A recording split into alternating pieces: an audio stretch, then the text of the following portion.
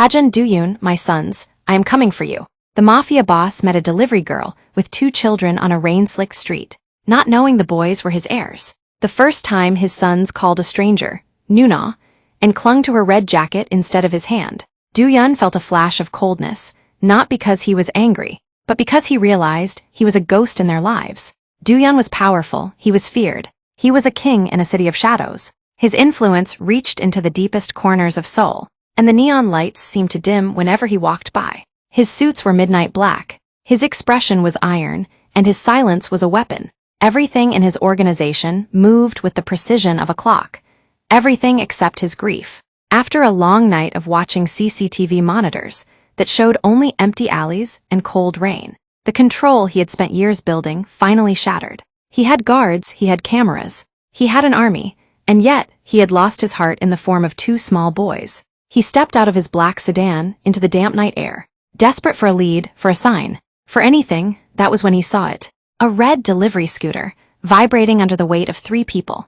Cut through the darkness, the woman driving was lean, her face set in a mask of fierce protection. And there, sandwiched between her and the handlebars, were the 2 faces that haunted his dreams. Duyun was quiet, his small hand gripping her sleeve. Hajun was crying, his face buried in her shoulder. For the first time in his life, the man who commanded the city felt his knees go weak. He reached out a hand, his voice a broken whisper in the rain. The neon signs of Seoul blurred into streaks of electric blue and poison green as Amma Christopher leaned into a sharp turn. The wind was a cold, persistent hand pushing against her chest. But she didn't flinch, she couldn't afford to. Her life was measured in minutes and delivery milestones, a grueling loop of GPS pings and the heavy scent of takeout bags.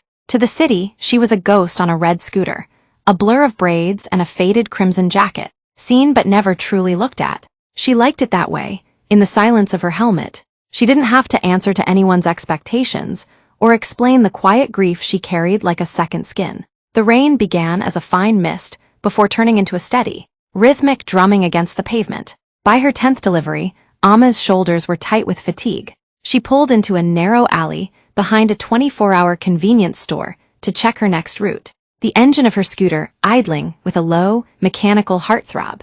That was when she heard it, a sound that didn't belong to the city's metallic roar. It was a hiccup, small and wet. Amma killed the engine. The silence that followed was heavy. She squinted into the shadows behind a stack of plastic crates. There, huddled together like 2 lost birds, were 2 small boys. They wore expensive, matching coats that were now stained with road grime, their silken hair plastered to their foreheads by the rain. The smaller one, Hajun, was trembling so hard his teeth clicked, his face buried in the shoulder of his brother. The other, Duyun, sat unnervingly still. His dark, perceptive eyes met Amma's, and for a second, she saw a reflection of her own guarded soul in a child's gaze. "Hey," Amma said, her voice dropping into a low, steady frequency she usually reserved for herself. She didn't move closer. She knew how a sudden shadow could feel like a threat to the small and abandoned. "It's a bit wet for a picnic, isn't it?" Hajun let out a small, jagged sob, his fingers tightening on Duyun's sleeve. Duyun didn't look away from Amma. He seemed to be weighing her, calculating whether the woman with the tired eyes and the warm skin was a predator or a sanctuary. "We're lost," Duyun whispered, his voice cracking but his chin held high. "And Hajun is cold." Amma felt a familiar, sharp ache in her chest. She knew that look, the way a child tries to be an adult when the world becomes too big and too dark. She didn't ask where their parents were. In this city, she knew that sometimes people just disappeared. Without a word, she unzipped her delivery jacket and held it open like a wing. "My bike is warm," she said softly, "and I have a heater in my delivery box. Come on, let's get you out of the rain." As they crawled toward her, she realized these weren't just any children. Their clothes whispered of a world she would never enter, a world of towers and iron gates. But as she lifted them onto the scooter, feeling their small, cold hands grip her waist, they weren't heirs or trophies. They were just hers to protect. The silence inside the penthouse was louder than any shout. Duyun stood before the wall of floor-to-ceiling glass, his reflection a ghostly overlay against the sprawling grid of Seoul. Usually, the city looked like a chessboard he had already won. But tonight, the lights were mocking him. Every flickering neon sign was a place his sons were not. Every dark alley was a mouth that could have swallowed them whole. "Sir, the 3rd perimeter check is complete. No sign of the vehicle or the boys." The voice of his head of security was steady, but Do-yun could hear the underlying tremor of a man who knew his life hung by a thread. Do-yun didn't turn around. He couldn't. If he moved, the fragile ice holding his composure together would shatter. His hands were clasped behind his back, his knuckles white against the dark wool of his suit. "Expand the search," Do-yun said, his voice a low, dangerous rasp. "I don't want reports on where they aren't. I want to know where they are." He had built this life on the premise of absolute control. After his wife's funeral, he had doubled the guards, tripled the censors, and turned his home into a fortress. He thought he was protecting them. He thought that if he made the walls high enough and the rules strict enough, the world couldn't take anything else from him. But in his obsession with their safety, he had forgotten to look at their faces. He hadn't noticed the way Do-yun watched the gate with a silent, heavy longing, or how Ha-jin asked the same questions about the stars their mother loved, only to be met with his father's retreating back. He had provided them with everything money could buy and nothing the heart required. And now they had slipped through the cracks of his perfection. A thunderclap shook the glass, and the rain began to lash against the building. Do-yun closed his eyes, his mind spiraling into a darkness he couldn't strategize his way out of. He saw their small shoes near the door. He saw the empty chairs at the dining table, where he usually sat in a silence so cold it could freeze breath. "If anything happens to them," he whispered to the glass, "there will be nothing left of this city worth ruling." His phone vibrated, a private line. He snatched it up, his heart hammering against his ribs like a trapped animal. It wasn't a ransom call, it wasn't his captain's. It was a ping from a localized tracker he'd hidden in Do-yun's watch, one that had been offline for hours. It was faint, flickering near a low-rent district far from the gilded streets of the Gangnam district. Without a word to his men, Do-yun bolted. He didn't wait for the elevator. He hit the stairs, his lungs burning with a fire that had nothing to do with exhaustion. He was a king losing his crown, a lion losing his cubs, and for the first time in his life, the great Do-yun was terrified of the dark. The wrought iron gates of the estate loomed like the jaws of a titan. But Amma didn't slow down. She had two shivering weights pressed against her back, their small heartbeats drumming a frantic rhythm through her spine. She didn't care about the black sedans blocking the driveway, or the men with hard faces and earpieces who stepped into the light of her headlamp. She only cared that Ha-jin's fever was climbing, and Do-yun had stopped talking entirely. "Stop the vehicle," a voice barked, a flash of steel glinting at a waistband. Amma slammed her boots onto the pavement, the red scooter skidding to a halt just inches from the lead guard. She didn't wait for permission. She kicked the kickstand down and turned, her arms immediately encircling the twins. "Move," she snapped, her eyes flashing with a territorial fire that made the seasoned killers hesitate. "These boys are freezing. Get me a blanket and hot water, or get out of my way." The front doors of the mansion swung open with a heavy, ominous groan. Do-yun stepped into the rain, his silhouette cutting a jagged line against the warm amber light of the foyer. He didn't look like a king anymore. His tie was pulled loose, his hair damp and disheveled. The mask of the untouchable boss cracked down the middle. Time seemed to suspend as his eyes landed on the scooter. "Appa!" Ha-jin shrieked, the sound tearing through the quiet night like a physical blade. The younger twin scrambled off the seat, stumbling toward the man in the black suit. Do-yun didn't walk, he collapsed forward, catching his son in a desperate, crushing embrace. He buried his face in the boy's neck, his shoulders shaking with a silent, violent relief. Do-yun followed more slowly, his small hand finally letting go of Amma's sleeve. He walked to his father and placed a hand on his shoulder, a silent, protective gesture that seemed far too old for a child. Amma stood by her bike, the sudden absence of their warmth leaving her feeling strangely hollow. She watched the powerful man tremble, his forehead pressed against his son's hair. For a moment, the violence of his world disappeared, leaving only a father who had been brought to his knees. Slowly, Do-yun looked up. His eyes, usually cold enough to still a room, were raw and bloodshot. He looked at Amma, the worn jacket, the rain-soaked braids, the defiant tilt of her chin. To him, she was an impossibility, a miracle delivered on two wheels. "Who are you?" he whispered, his voice cracking. "The person who found them while you were busy playing at being a ghost." Amma replied, her voice steady despite the adrenaline coursing through her. She reached into her delivery box, pulled out a small, half-eaten bag of crackers she'd bought for them, and tossed it onto the wet pavement at his feet. They weren't kidnapped, Do-yun. They were lonely. Maybe try looking at them instead of the cameras next time. She reached for her handlebars, ready to disappear back into the neon shadows where she belonged. But before she could kick the engine to life, a large, warm hand clamped over hers on the grip. "Wait," Do-yeon said, his gaze fixed on her with an intensity that felt like a brand. "You aren't going anywhere." Inside the foyer of the mansion, the air was filtered, temperature-controlled, and smelled of expensive cedar, yet it felt thinner than the smoggy air of the streets. Do-yeon stood in the center of the marble floor, his sons flanking him like two small, fragile pillars. His security team had vanished into the shadows at a single flick of his wrist, leaving only the three of them and Amma, whose boots left muddy, defiant streaks across the white stone. "Take them to their rooms," Do-yeon commanded a hovering housekeeper.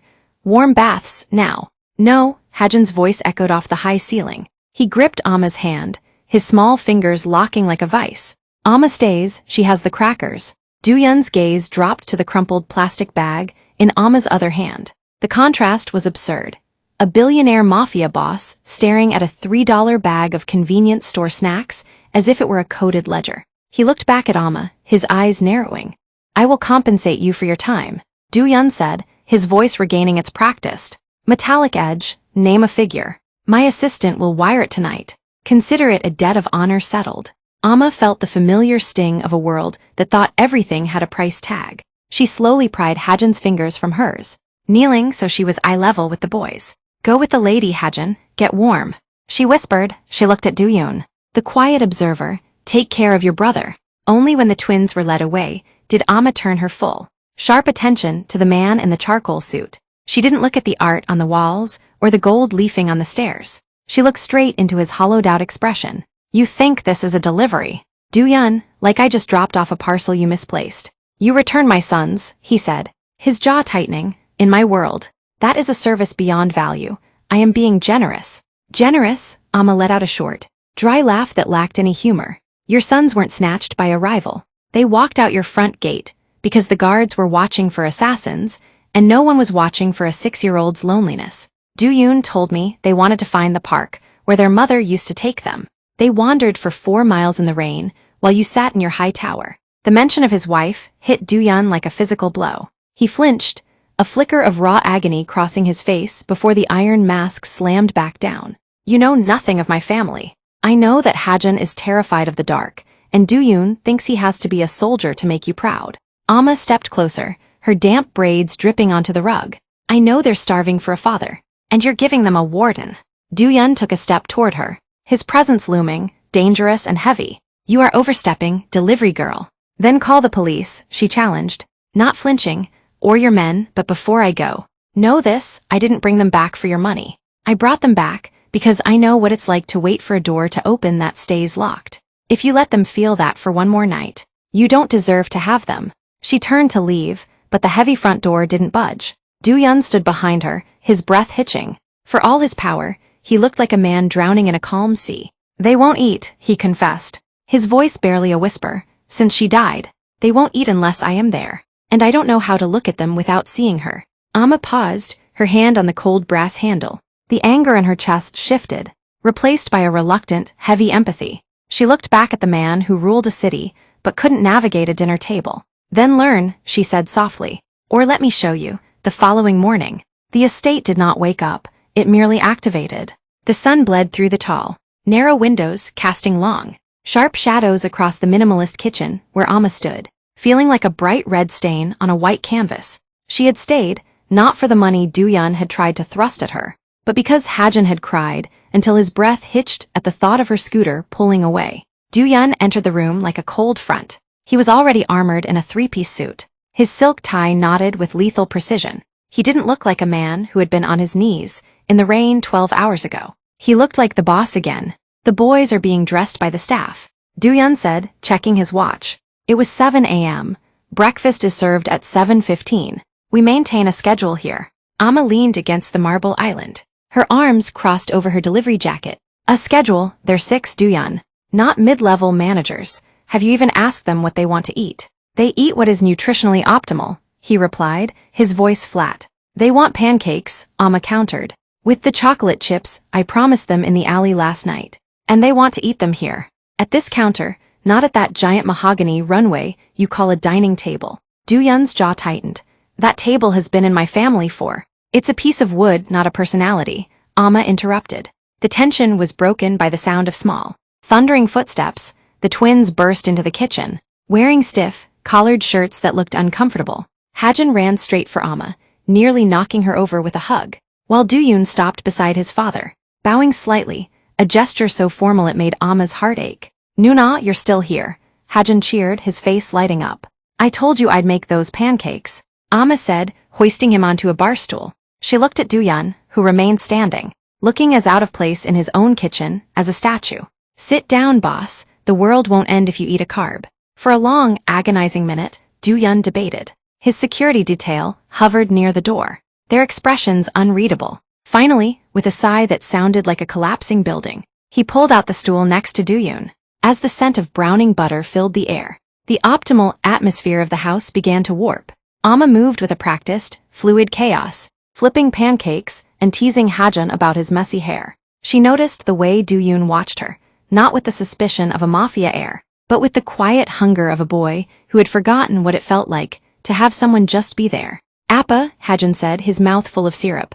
"Amma says you burn rice." Do-yeon blinked, looking at Amma with a flicker of genuine shock. "I have never cooked rice in my life." "Exactly," Amma smiled, sliding a plate in front of him. "That's why you're bad at it." For the first time, a ghost of a smile touched Do-yeon's lips. It was gone in a second, replaced by the ringing of his phone, a call from the docks. A problem with a shipment, the Empire demanding his return. He looked at the phone, then at his sons, who were watching him with wide, hopeful eyes. "Handle it," Do-yeon said into the receiver before cutting the call. He put the phone face down on the marble. "Good choice," Amma whispered. But the peace was fragile. Outside, the black sedans were idling, and in the distance, the city was waking up with a hunger that had nothing to do with pancakes. Amma saw the shadow return to Do-yeon's eyes as he looked at the gates. He wasn't just a father, he was a target. And by staying, she was realizing that she had stepped into the crosshairs right beside them. The evening sun dipped behind the jagged skyline of Seoul, casting the estate in a bruised purple light. Inside, the usual mechanical hum of security had been replaced by the rhythmic clack-clack-clack of plastic bricks. Amma sat on the thick Persian rug, her legs tucked under her, helping Hajin build a spaceship that looked more like a colorful explosion. Do-yeon stood in the doorway, his blazer discarded and his sleeves rolled up to his elbows. He looked like a man watching a foreign film without subtitles, curious, baffled and slightly aching. "The structural integrity of that wing is compromised," Do-yeon said, his voice trailing off as he leaned against the doorframe. Amma didn't look up. "It's not a bridge. Do-yeon, it's an imagination. Sit down before your legs forget how to bend." He hesitated, the ghost of his wife's laughter seemingly echoing in the high corners of the room. With a stiffness that spoke of years, spent in boardrooms and armored cars, he lowered himself onto the floor. Do-yoon immediately slid a pile of gray bricks toward him. "Build the base, Appa," the boy whispered. "Like you build the buildings." For the next hour, the king of Seoul's underworld was demoted to an apprentice architect. Amma watched him out of the corner of her eye. The tension in his shoulders, usually as tight as a bowstring, began to fray. He wasn't checking his watch.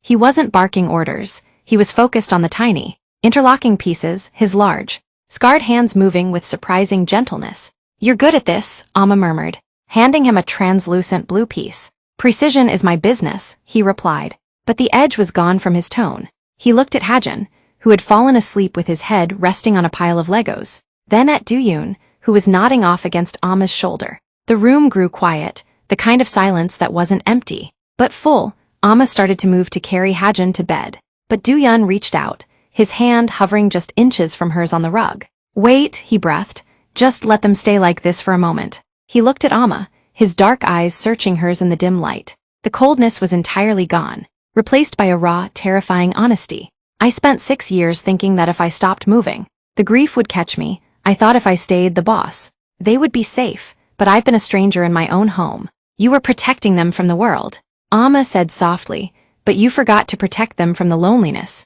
Do-yeon reached out, his fingers finally grazing the back of Amma's hand. The contact was electric, a bridge between two people who had both learned to survive by standing alone. "Why did you stay, Amma? Most people run when they see my gates." Amma looked down at the sleeping boys. "Because I know what it's like to be the delivery that no one wants to sign for. I wasn't going to let them be invisible." Do-yeon's grip tightened slightly, not with the strength of a captor, but with the desperation of a man who had finally found a lighthouse in a storm. For a second, the empire felt like a distant, dusty memory. Here, on the floor amidst plastic toys and sleeping children, Do-yeon wasn't a boss. He was just a man, finally breathing. But the peace shattered as a red light began to pulse silently on the wall near the door. The silent alarm, the empire was knocking, and it wasn't bringing pancakes. The red light pulsed like a dying heart against the white marble, a silent scream that only the initiated understood. In an instant, the father on the rug vanished, replaced by the predator who ruled the city. Do-yeon was on his feet before the second pulse, his movements blurred and lethal. Amma downstairs, the safe room behind the pantry. Now, his voice wasn't an invitation. It was a command that brooked no argument. Amma didn't waste a second on questions. She scooped the sleeping Hajin into her arms, while Do-yeon, jolted awake by the sudden shift in atmosphere, scrambled up and gripped the hem of her jacket. His eyes were wide, but he didn't cry. He had been raised in the shadow of this mountain, and he knew when it was about to crumble. "What about you?" Amma hissed, pausing at the doorway. "I am the distraction," Do-yeon said, reaching into a hidden compartment in the wall. He didn't pull out a weapon, he pulled out a tablet, his fingers dancing across the screen to kill the house lights. "Go." The mansion plunged into a terrifying, velvet blackness. Amma moved by instinct, the weight of the child in her arms grounding her. She navigated the corridors not as a guest, but as a courier who knew that every second was a currency. Behind her, she heard the muffled thud of heavy boots on the terrace, and the shattered crystalline sound of a window giving way. In the kitchen, the silver moonlight filtered through the blinds, casting long, cage-like bars across the floor. Amma shoved the pantry door open, her heart hammering against her ribs. She found the hidden panel, pressed her palm against the cold steel, and ushered the boys into the small, reinforced box. "Stay quiet," she whispered, pulling them into her lap.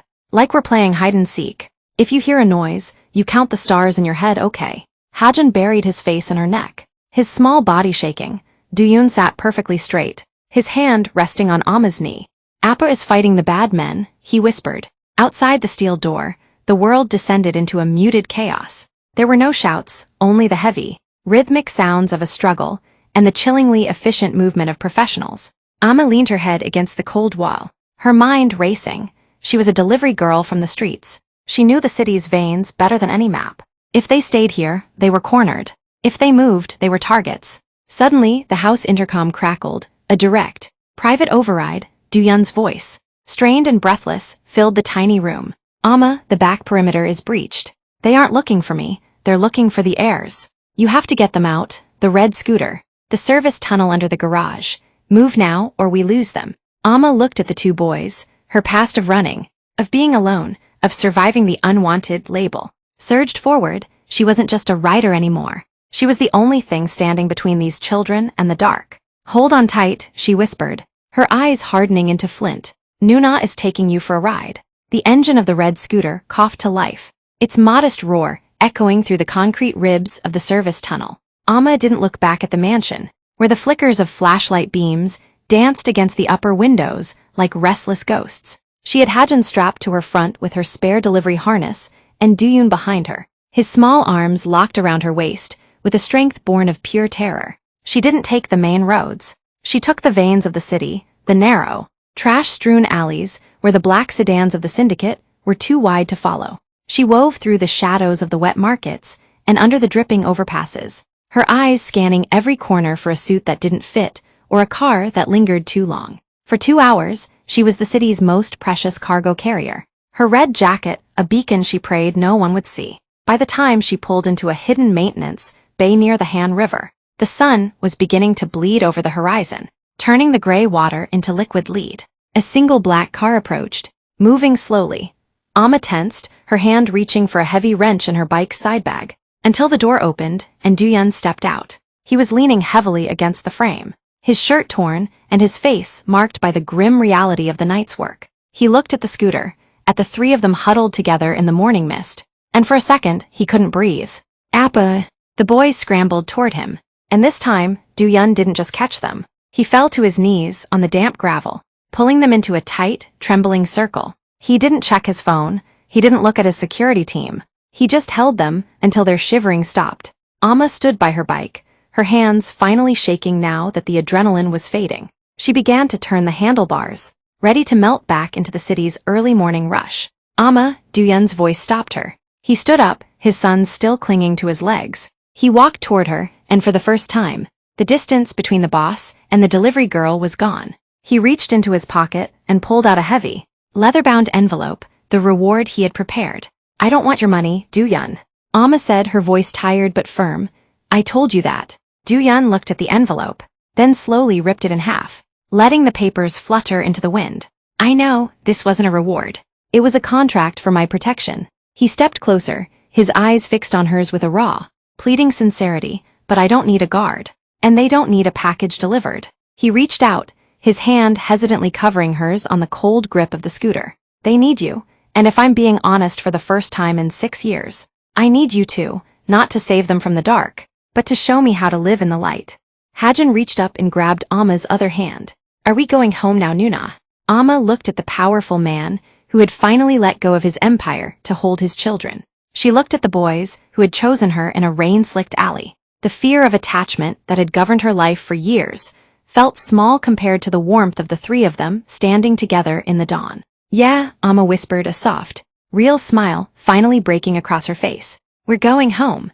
The morning light in their new home didn't filter through reinforced glass or cold marble. It spilled over a wooden kitchen table, cluttered with half-finished drawings and a bowl of fresh strawberries. The estate had been sold, the empire restructured into a foundation that focused on the city's forgotten children, and the black sedans had been replaced by a sensible SUV that didn't attract second glances. Do-yeon stood at the stove, his brow furrowed in intense concentration. He wasn't wearing a three-piece suit. Instead, he wore a simple gray apron over a t-shirt, his sleeves pushed up to reveal the scars of a life he had finally outrun. He was staring at a pot of rice, as if it were a high-level negotiation. "It's sticking again," he muttered, his voice devoid of its former icy command. Amma leaned against the doorframe, a mug of coffee cradled in her hands. She watched him for a moment, her heart full in a way that still felt new and miraculous. "You're hovering, Do-yeon. Rice can smell fear. Just turn the heat down and let it breathe."